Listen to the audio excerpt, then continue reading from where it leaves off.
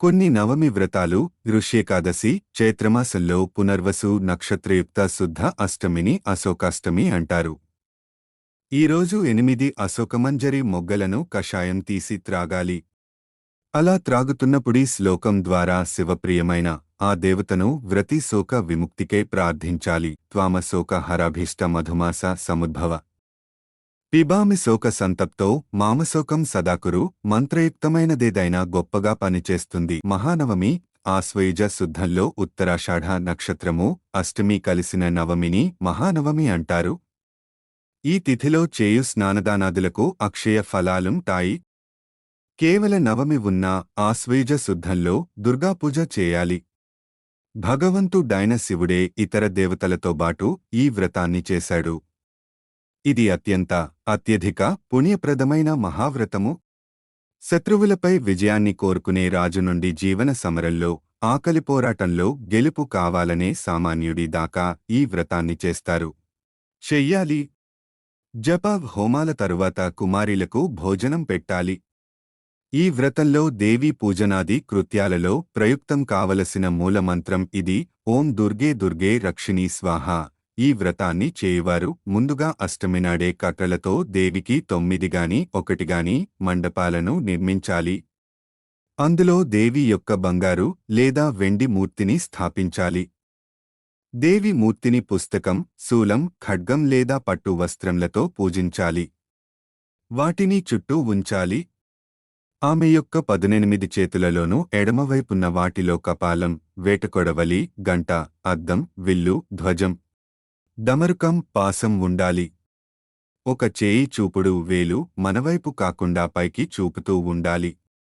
కుడివైపున్న హస్తాలలో శక్తి, ముద్గరం, శూలం, వజ్రాయుధం, కత్తి, అంకుశం, బాణం, చక్రం, శలాకాయుధం అమర్చబడాలి.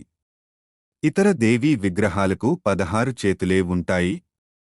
డమరుకం ఉండదు. మహానవమి నాడు ఉగ్ర చండాదేవికి ప్రాధాన్యమెక్కువ. రుద్రచండ, ప్రచండ, చండోగ్ర, చండనాయక, చండ, చండవతి, చండరూప, అతి చండికలను ఎనమండుగురు దేవిమ తల్లుల మధ్య అగ్ని ప్రభలతో వెలిగిపోతూ నిలిచి ఉంటుంది. ఉగ్రచండాదేవి మిగతా దేవీ మణుల వర్ణాలు క్రమంగా రోచన, అరుణ, కృష్ణ, నీల, ధూమ్ర, శుక్ల, పీత, పాండురములు కాగా ఉగ్రచండాదేవి నాలుకలు చాస్తున్న అగ్నిజ్వాలల రంగులో ఉంటుంది. ఆమె సింహంపై స్థితమై ఉండగా నామెకెదురుగా కత్తి పట్టుకుని మహిషాసురుడుంటాడు.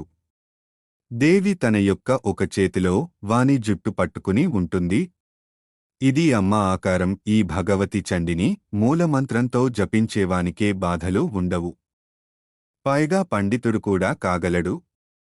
ఎందుకంటే అది విద్యామంత్రం కూడా. దేవి విగ్రహంలోని ఖడ్గం త్రిశూలం 15 అంగుళాలుండాలి. గర్భగుడి లేదా మండపం 4 కోణాల్లో నైరుత్యాదిగా ఆ మహాదేవి యొక్క ఉగ్రశక్తులైన ఈ పూతన శ్రీకృష్ణావతారంలో కనిపించే పూతన కాదు. ఈమె ద్వాపర యుగానికి ముందే ఉన్న మహాశక్తి. పూతన పాపరాక్షసి, చరకి, విదార్కల ప్రతిమలను పెట్టి వారిని కూడా పూజించాలి. రాజులు శత్రు సంహారాన్ని గాని ఇతర విజయాలను గాని సంకల్పించినప్పుడు మహానిష్ఠగా ఈ మహానవమి పూజలను చేస్తుంటారు.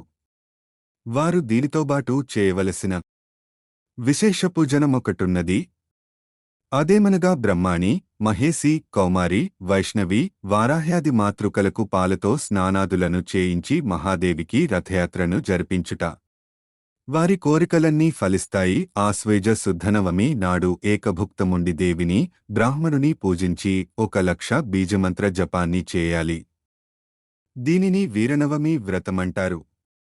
చైత్ర శుద్ధనవమి నాడు దమనక పుష్పాలతో దేవిని పూజిస్తే ఆయురారోగ్యేశ్వర్యములతో బాటు శత్రుంజయత్వం కూడా సిద్ధిస్తుంది. దీనిని దమనక నవమి వ్రతమంటారు. ఈ మాసంలోనే శుద్ధ దశమి నాడు ఏకభుక్త వ్రతాన్ని ప్రారంభించలావుక. ఏడాది పాటు చేసి చివర 10 గోవులను దానమిచ్చి దిక్పాలకులకు బంగారొడ్డాణమును నివేదించుకున్నవారికి బ్రహ్మాండాధిపత్యమే సిద్ధిస్తుంది. ఈ వ్రతానికి దిగ్దశమి వ్రతమని పేరు. ఈ ఏకాదశినాడు చైత్ర ఏకాదశినాడు ఋషులను పూజించే వ్రతాలున్నవి. అవే ఋష్యేకాదశి వ్రతాలు. దమనక పుష్పాలతోనూ వాటితోనే కట్టబడిన దండలతోనూ మరీచి, అత్రి, అంగిర, పులస్త్య, పులహ, క్రతు, ప్రచేత, వశిష్ఠ, భృగు, నారద మహర్షులను భక్తి మీరగా పూజిస్తే ఇక్కడ అన్ని భోగాలతో బాటు జ్ఞానం కూడా కలిగి దేహాంతంలో అక్కడ ఋషిలోక నివాస ప్రాప్తి ఉంటుంది. అధ్యాయాలు 133, 135